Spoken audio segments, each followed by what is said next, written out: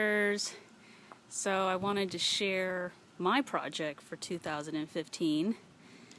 Last year, if you recall, my choice was the cemetery columns. Well, this year I get at least one project that's something I would like for the haunt, and it's going to be this contraption here, which is a fancy runaway out of control pumpkin vine. And I'm going to do something fun with Ronan's pumpkins. Here they are, a couple of them down here, crazy stems and all. There's a few more over there, and a couple drying over in the distance. I got like a dozen of these things. We're going to somehow attach them to this pumpkin vine, and I've twisted and mangled and heated up the PVC pipe and shaped it into this vine. And I'm using these oversized pool noodles, and I've got some skinnier pool noodles, and I'm gonna slip onto the PVC, and I'm gonna build upon that and just make it some really cool twisty vines.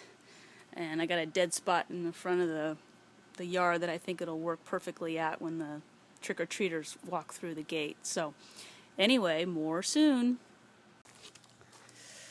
Okay, quick update of my pumpkin vine.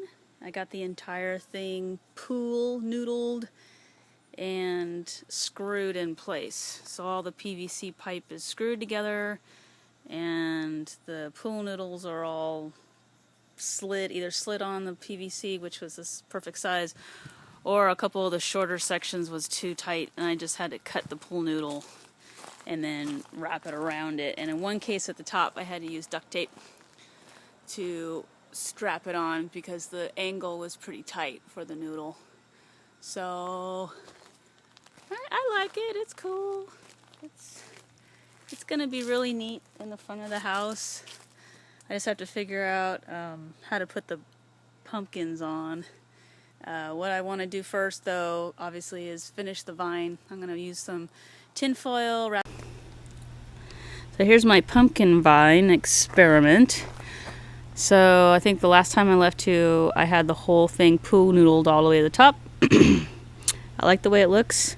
And then I crunched up some tin foil, and I basically just wound it around, but making kind of some weird shapes, and bent them and played with them a little bit and just taped it down. I'm not quite done. I got the top left to go, but I'm just kind of experimenting with it, and then I'm going to cover it over with tin foil, and then hopefully it'll work. And then I found some green wire, which I forgot I had, which will be perfect. It's strong. I think I'm just going to wrap it and tie the pumpkins onto it. I think that'll work, I hope. And before I do that, though, I'm going to mud the whole thing and then paint it up and make it look like a vine. So I got a little bit more to do. It's hot, but I'm going to try to get it done. And then I'm going to do the next stage probably tomorrow during lunch. All right, we'll talk to you guys later. Okay, haunters.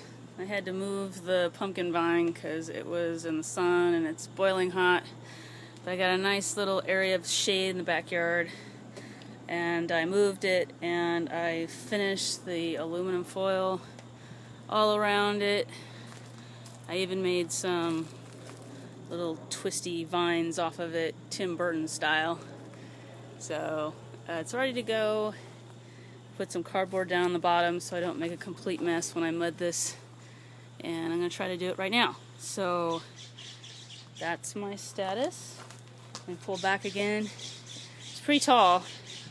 I'll have to measure it for sure of how tall it is, but it's looks pretty cool, especially once I get the pumpkins on it. So I'm going to mub it up, and I'll check in with you guys soon.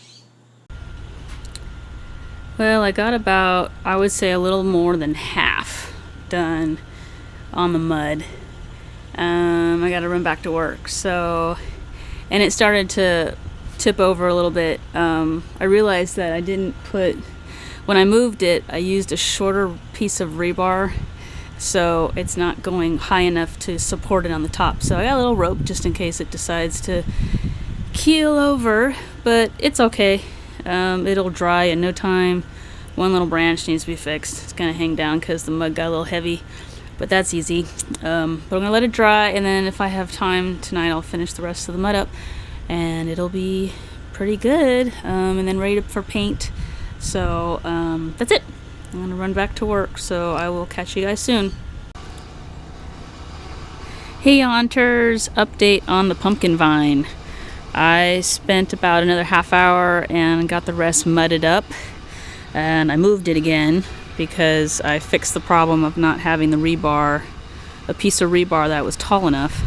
So I fixed that, put it on the right size rebar, it's not falling over anymore, and now it's drying, and I'm not worried about these two limbs touching because I experimented and I put one of the pumpkins on the other side, and with the weight it'll bend it back, so that'll be fine. But it looks great. I am so excited.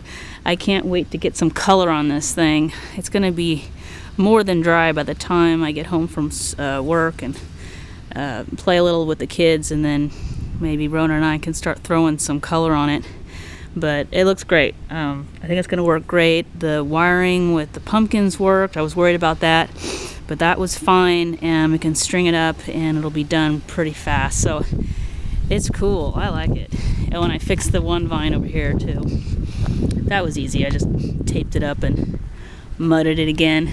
So here's the crazy, grown out of control pumpkin vine, and it's nearly done. So I'm excited. I'll give you guys an update soon. Well, the green is all finished, and then I just added a wash of a black on the pumpkin vine. So this is done, and it's looking good.